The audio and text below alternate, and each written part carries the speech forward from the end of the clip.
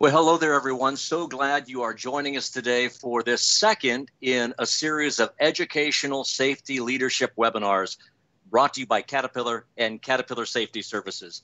I'm Rusty Dunn from Caterpillar's Enterprise Communications team. It is a privilege to be with you moderating today's session.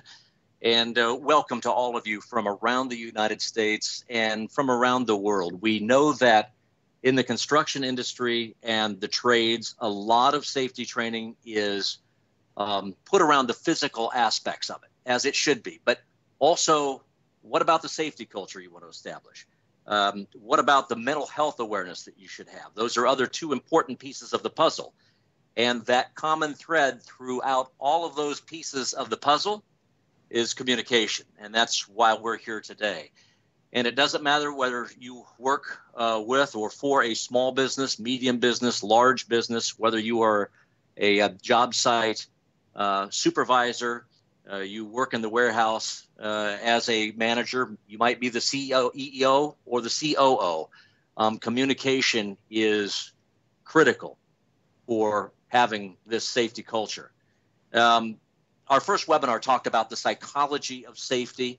Helping you as leaders better understand employee behavior. So with better understanding should come better communication.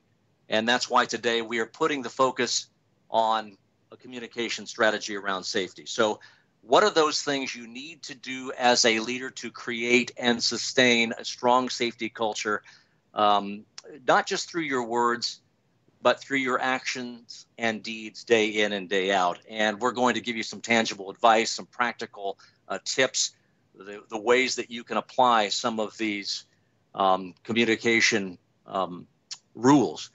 So that brings us to introducing our speaker and facilitator for today's session. She is our subject matter expert when it comes to communications and putting together a communication strategy around safety. My friend and colleague, Abby Fansler, who is a senior safety consultant with Caterpillar Safety Services. Abby, it's always great to see you, better when it's face-to-face, but today, social distancing continues to be the order of the day. So great to see you. How are you? I'm doing fantastic. Thank you, Rusty. It's good to see you too. And you know what? I appreciate the opportunity to use tools like Facebook, YouTube, Microsoft Teams, whatever it may be, to connect in these days.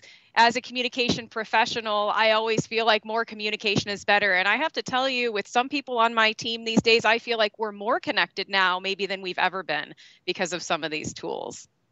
You're right. We're paying more attention to how we communicate, how often we communicate, and we're going to take that down a couple of levels today. So we're really excited to have you here. As we get into this, we want to remind everyone watching and participating today, your comments, your questions during this session are welcome. I know, Abby, we're going to have to kind of stay sharp. You have a couple of exercises that you're going to take us through to sort of get us thinking, get the juices flowing on those things that we should be doing to communicate in a more clear, concrete way as leaders at our business or company. So we're excited about that. But first, I might ask, Abby, if you could sort of set the table a little bit. Give us a little bit of your background as a senior safety consultant for Caterpillar Safety Services, and then we'll get started with the presentation. But talk a little bit about what it is you do and how you got here.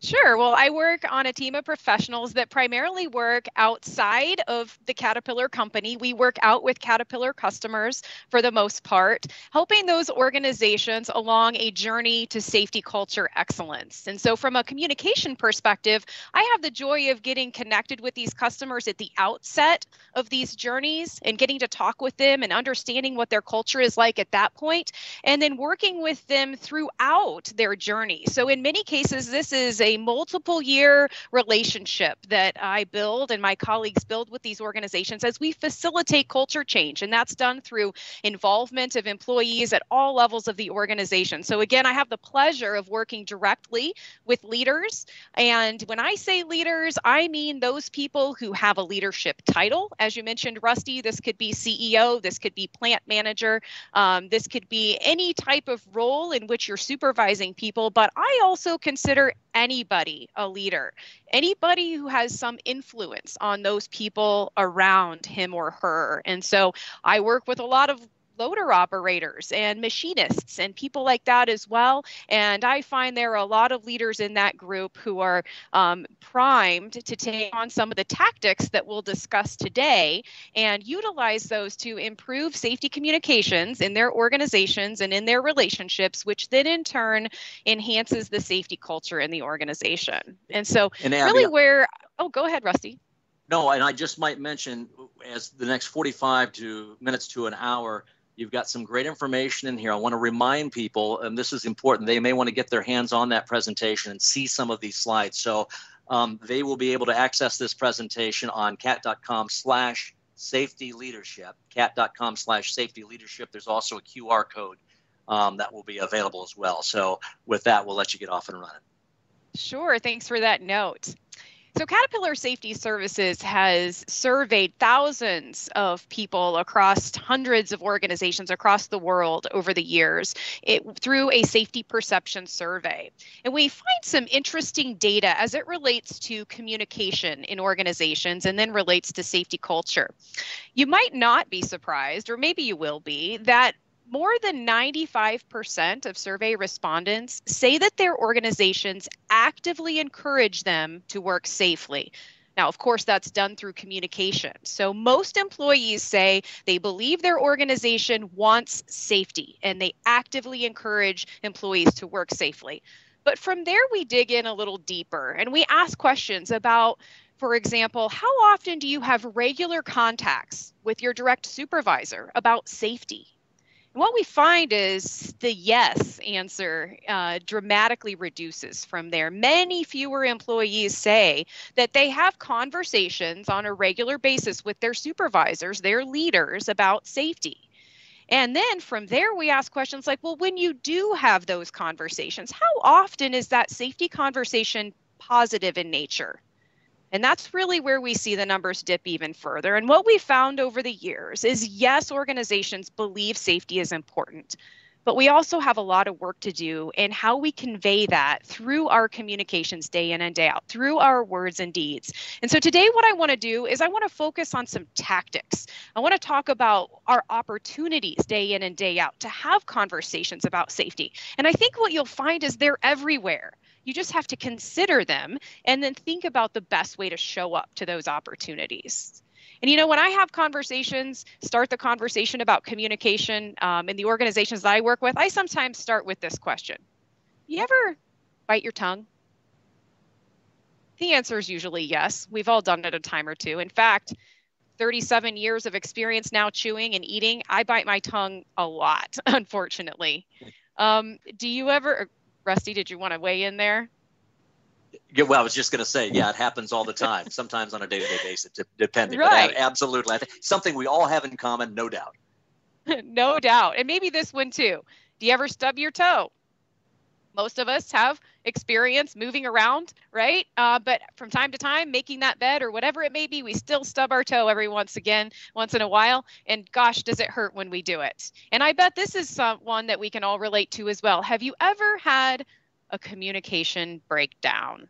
Rusty, how about you? Ever had one of those? Well, whether you're talking about day to day, week to week, month by month, all of the above, and it's even tougher now. Abby, with having to work remotely and we're connected virtually. Hard enough sometimes face to face, but perhaps even tougher on some days doing it trying to communicate virtually. Oh, that's right. Yep. When the Wi-Fi goes out these days, that's a real problem. And absolutely, you can have a communication breakdown. And so we've all experienced these things. And what's crazy about it is that these are things we do all the time, right? So we're always eating and moving around, and we're always trying to communicate every single day. So with so much practice, I got to ask, how is it that we fail so often? And the answer is right there in parentheses. The fact is, psychologists tell us, we aren't thinking. We aren't really thinking about these things. And that's because our brains are very conservative entities. What I mean by that is brains are inundated with information constantly. And there are so many things going on driven by the brain. for example, you're chewing, you're walking around, you're communicating, that the brain has to conserve its energy and devote it to those things that are dangerous or important or really need to be at the forefront of our mind. So what it does is it pushes these routine actions and activities kind of to the background. Can you imagine how taxing it would be on your brain if you had to think every time you took a bite and chewed, or said, fine when somebody asked you, how are you doing in your day? These are just things that kind of happen without really thinking about it. And indeed, about half of our actions daily actually are occurring somewhat unconsciously. And so, as it relates to communication, I think of one that I commit a lot. And that's as my husband or my kids are running out the door for work or school, I'll say, be careful. And I, as a communication professional, had to stand back one day and think, well, is that an effective message? I mean, good intention for sure. Of course, I want them to be careful. I want them to come back home to me and be safe and all those things. But could I have a more effective comment as they're leaving? Maybe it's to watch out for deer at a certain time of year, or, whatever it may be. Could I be more specific? But the fact is that has become such a routine communication in my day that I don't think much about it. So today what I want to do is really talk about, let's put some more intention, some more thought and deliberation into our routine communications so that we can be more effective. And I like to, because the fact is these things are happening on autopilot. And you know how an airplane operates. Of course, you get into the air and you're cruising altitude and the pilot hits that autopilot button. And as most of us know, that then the plane is basically flying itself. And this is what's going on as well in a lot of our safety communications. And for an example, you might think about starting your meetings off with a safety moment. This is something that happens in a lot of office environments, right? So you're going to have a regular meeting. Maybe it's a quarterly business call or it's a weekly production meeting, and you want to have a really strong safety culture. And so you've built into the agenda, we're going to start every meeting with a safety moment. Again, very good intention, right? This is how we integrate safety into every conversation. This is one way that we do it. But over time, what you might find is that conversation may not always be relevant to what's going on. Maybe you're scraping for things to talk about. Maybe you have this feeling like, yes, we have to do this because this is a part, of who we want to be, but it's just kind of something to get through before we get to the real part of our discussion today about finances and production goals and things like that. And so I would challenge you to think about ways to make that conversation more valuable. Maybe in more of an industrial or a work environment, it might be an example like this. I work with a road construction company. And so I started asking the employees about when their routine opportunities to talk about safety would be. And they mentioned that every day before they start work, they have a daily huddle. Excellent. Okay. So is safety a part of that conversation? And they said, yeah. So tell me how it plays out. And they say, well, we have a checklist that we have to go through, and the foreman kind of reads through that and maybe asks a couple questions, and people kind of nod their heads, or, there's not a lot of interaction. And then we all sign the paper and we go off to work. Okay. So my next question is, well, is that an important part of your day? Do you think that communication opportunity is important? Oh, yeah, sure. They say that's an important time to talk. And I say, well, tell me this, is it time well spent as you really think about how that plays out? Does that impact your behaviors through the day? Is it motivating? Is it positive in nature? Is it, again, time well spent? And that's when they say, not really. It's a habit that we've gone into. We're kind of in autopilot mode there. We kind of go about the conversation in the same way. And to be honest about it, most people are mentally sort of checked out. So what that organization did, go ahead, Rusty. And Abby, that really strikes home in two of those ways. You're trying to, I know we're all sincere when we say, have a safe day, have a great day, but how do you switch off that autopilot mode and get it beyond just checking the box? You're so right about those safety moments at the beginning of a meeting, and we all do them, certainly at Caterpillar as well. But it does become somewhat formal in terms of the programming and agenda. Is something we check the box on and move on. So you make a great point about how you really bring the sincerity to that, how you really try to break through the autopilot switch. It's a great point. Absolutely. Yeah. Before we jump into an exercise where we're all going to practice this a little bit, I want to tell you how the story ends with that organization, Yeah. where I went and I discovered that the daily huddles were an important part of the day, but they weren't delivering the value that employees and certainly leaders really wanted from them. That organization actually gathered a group of frontline employees and said, you know what? You guys own this conversation that happens in the morning. This is really about creating a good platform for your day to be productive and to be safe. And so, how about you help us understand the best way to go about this conversation? Now, you can imagine this team of employees was like, us? But we said, yes, you. And we helped them build what they think works well in a daily huddle. And so, not just what happens there as they have that conversation and what the content of that conversation is and the tone is, but also what they need from their supervisors and from their managers all the way up to their company president to make that system work well.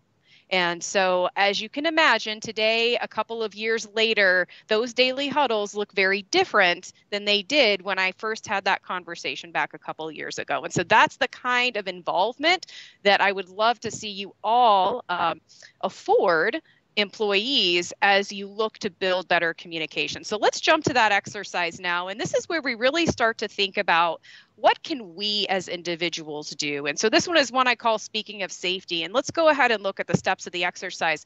Now, if you have a pen and some paper with you, I encourage you to go ahead and write these things down. I would also encourage you to pop your comments into the comment section there on Facebook or YouTube because, hey, we can probably all learn from some of the ideas that you have. So we're going to start with writing down one routine meeting that you have at work. And so this could be, for example, a daily huddle like those guys at the road construction company that I worked with have, or, maybe it's a weekly financials meeting. Now, the key here is it doesn't have to be a safety meeting. This can be any routine meeting or conversation that you have at work. This could even be when you're passing people in the hallway or you're meeting up at the coffee pot.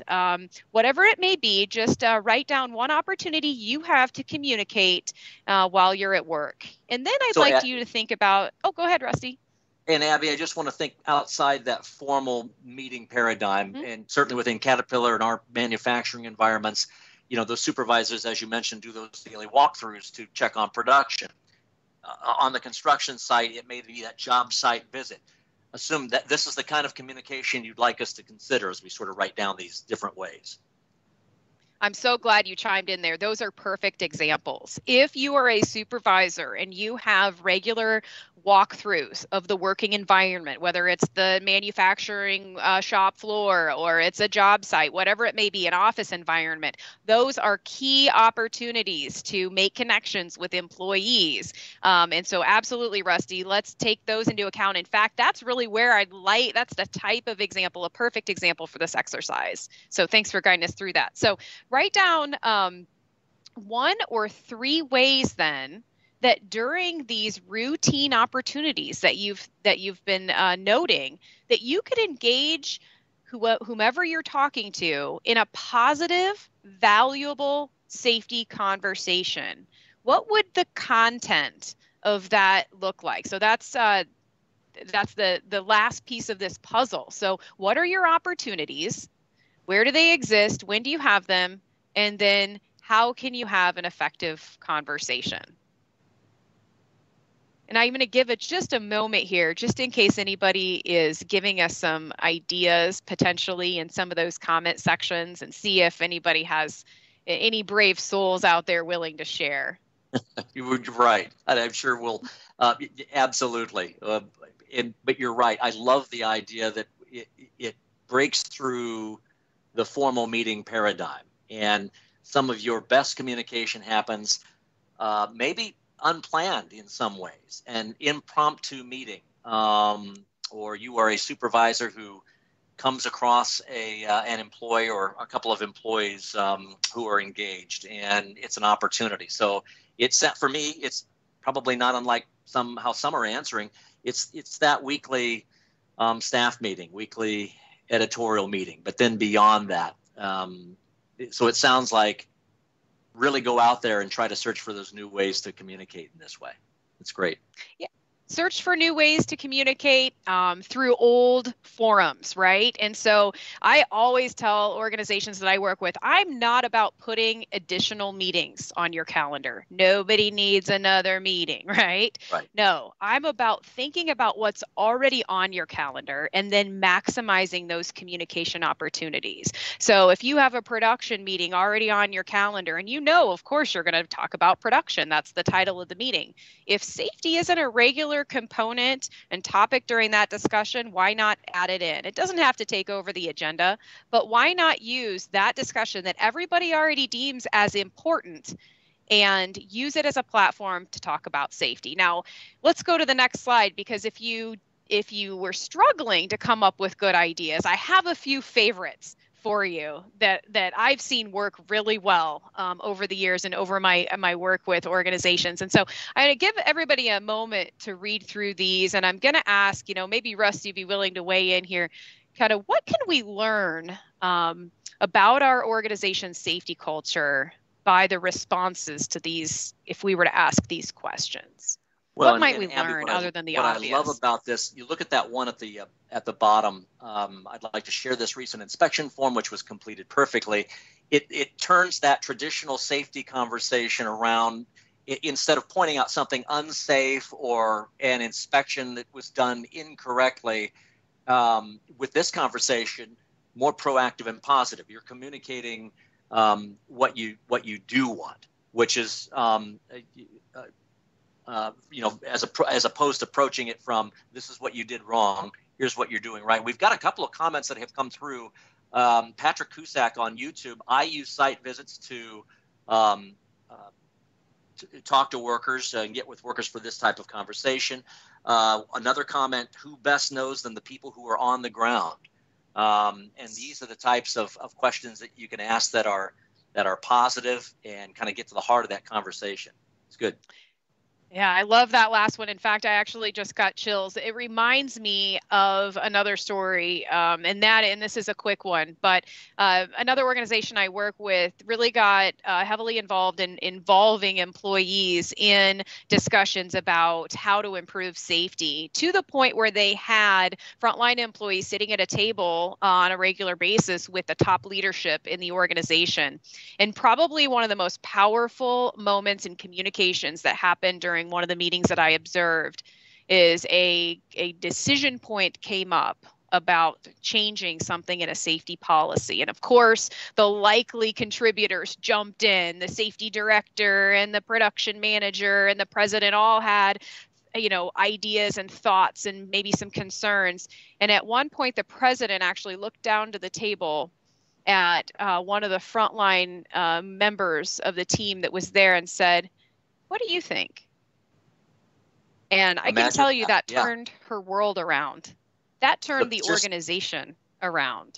The power of that question, a simple question, but pretty powerful. And it also, the other point, and this is sort of something we touched on last week with the psychology of safety, as a supervisor or a manager having an opportunity to talk with an employee, perhaps one-on-one, it gives you the opportunity to ask them, how are you doing?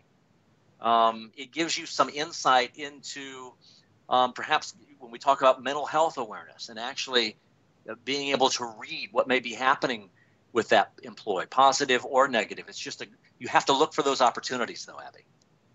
Absolutely. Yeah. And so hopefully today you're starting to think in that way. When do I have these opportunities? And then how do I show up in the right way? Let's take a second to look at the top one. Who have you recognized recently for safety? This sets something of an expectation, does it not, for what we want in our safety culture? Because if I'm asked this, there is an assumption that somewhat recently I have recognized someone for safe behavior.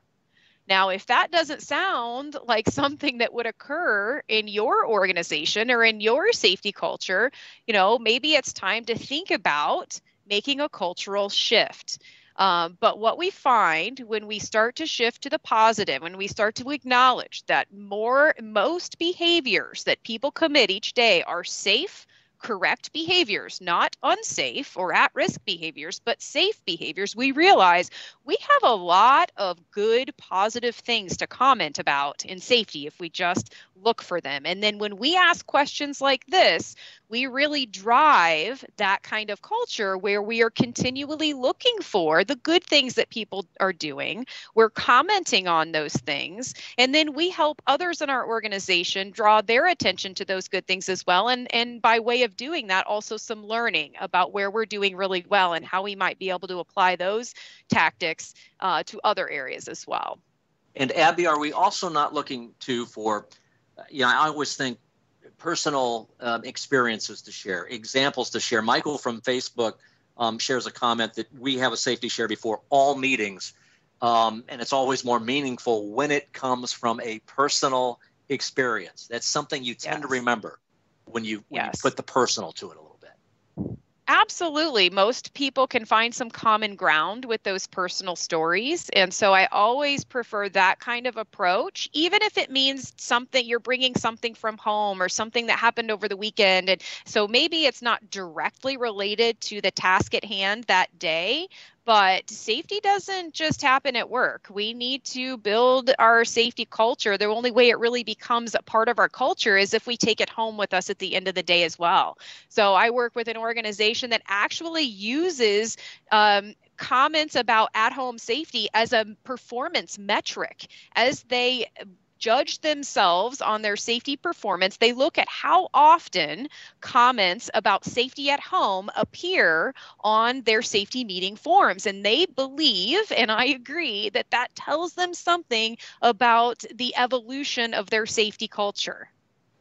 So let's take a poll now. I'm interested in engaging our audience a little further and understanding what you're experiencing as it relates here to these positive conversations around safety. We all know that when things go wrong, when incidents occur, we are going to talk about safety. But again, most of the things that we do day in and day out are actually safe behaviors. And so there's ample opportunity to point out the positive as well. But I'd like to know from you, and you can utilize the comments section either in Facebook or YouTube, or take the poll if you're joining us through Facebook. How often is something positive mentioned in your routine safety discussions? So consider this and give us an answer, A, B, C, or D, whether or not that happens always, frequently, rarely, or never. That's excellent. We'll give it a minute here, Abby, and see what starts to trickle in. But it also strikes me too, and I suppose depending on the size of the group that you may manage, the number of people that you supervise, this is all conducive as well to, as you get to know your employees and the relationships, the work relationships that you have with them. In my experience, it has tended, when you have a group that has worked together for a while, they begin to know each other, and they know, to your point, what's happening at home beyond work. It tends to go more positive that way when you're talking about those examples and things that you want to bring out. It tends to skew a little more positive versus negative as you know people. So again, like everything else, comes down to relationships and knowing your people. Indeed. One of the number one drivers of culture, of performance and safety is trust. And whether or not employees trust that their management truly wants them to be safe and wants them to return home each day.